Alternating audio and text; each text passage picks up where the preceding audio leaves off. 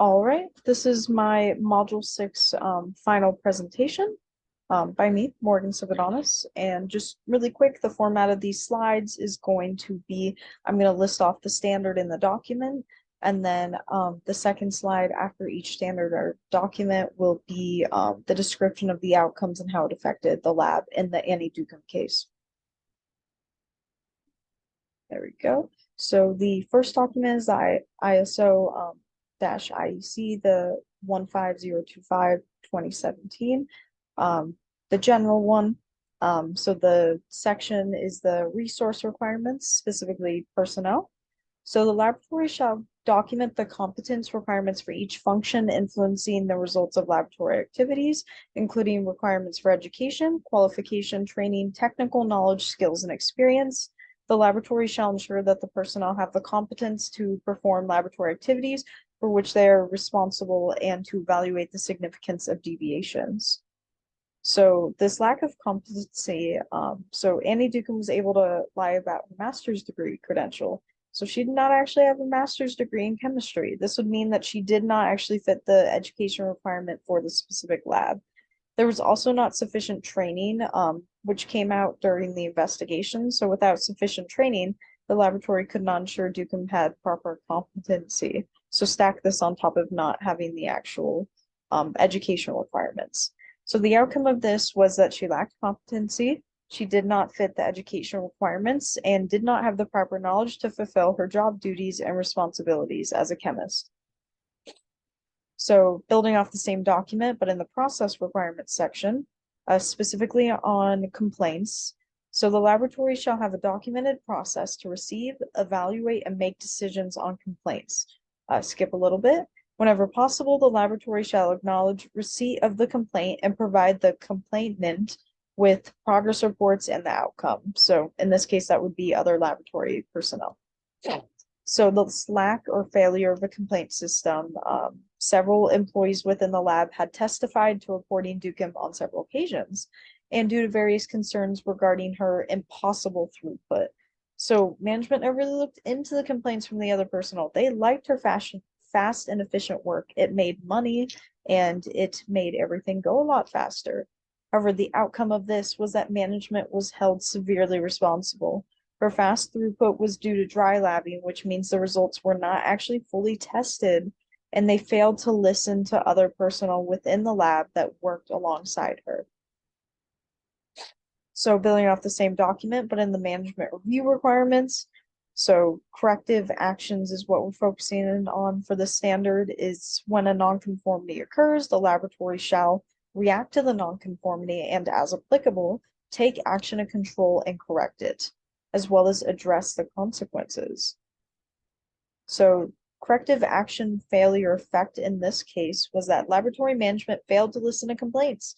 If complaints from personnel were addressed properly, corrective action could have been implemented with Dukem. Sorry, something popped up on my screen. Corrective action is used to mitigate on a smaller scale in most cases. If corrective action was taken early on, then the lab could have minimized the damage in comparison to what it actually did. And so the outcome of this was that 34,000 cases were jeopardized. The laboratory lost the opportunity to stop her nonconformity early on. This was over the course of 9 years. Okay, so we're moving on to the next document with the specific laboratory standards. So this is the AR 3125, specifically in the process requirements section, building on technical records. So if an observation, data, or calculation is rejected, the reason, the identity of the individual or individuals taking the action, and the date shall be recorded in the technical record. So the failure of the technical record in this case made it so Dukem was able to forge other lab personnel's initials on control sheets that record test outcomes. There should be no way that anyone is able to forge initials or signatures in a laboratory. Use of a technical record would remove the possibility for forgery. Having some sort of technical record. So what I mean by this is, logging results on a computer versus paper, just having a lot more detail and ability to be a lot more technical with those records and secure signatures and initials.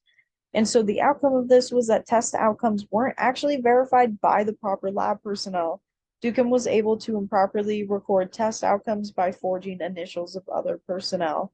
Those personnel were initially investigated intensely to ensure they were not responsible. This could lead to a lot of confusion of what Dukem actually did in this case versus what, she didn't do. And that's where that kind of became the issue. So building off the same document, still in the process requirements. So specifically ensuring the validity of results in this case. So the performance of personnel shall be monitored. This monitoring shall ensure that all personnel who perform testing or calibration shall successfully complete at least one interlaboratory comparison, or proficiency test per calendar year in each discipline on the scope of accreditation in which the individual conducts work, in this case, chemistry. So in the event that the preceding options are not available or appropriate, observation-based performance monitoring is acceptable. So validity had a strong impact here, specifically its failure. So intra-laboratory comparison failure. She was intentionally contaminating samples. This made them test positive once they were sent back to her for retest from colleagues. So she was essentially sending it off. It tested negative. They're like, hey, can you retest this? And then suddenly it's positive. It's because she was contaminating these samples to make sure the outcome was with what she reported.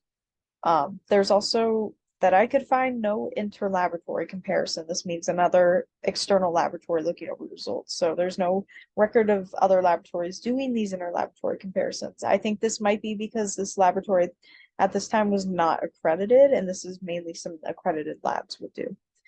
Proficiency testing did not catch any of Dukem's discrepancies. And so the outcome of this was that she was able to get away with dry labbing.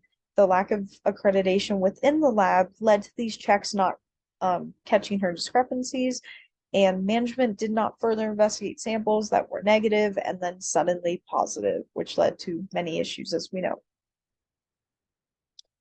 Okay, so the final one is going to be in the management system requirements in the same document, specifically going over internal audits. So internal audits shall provide information on whether the management system conforms to the requirements of this document.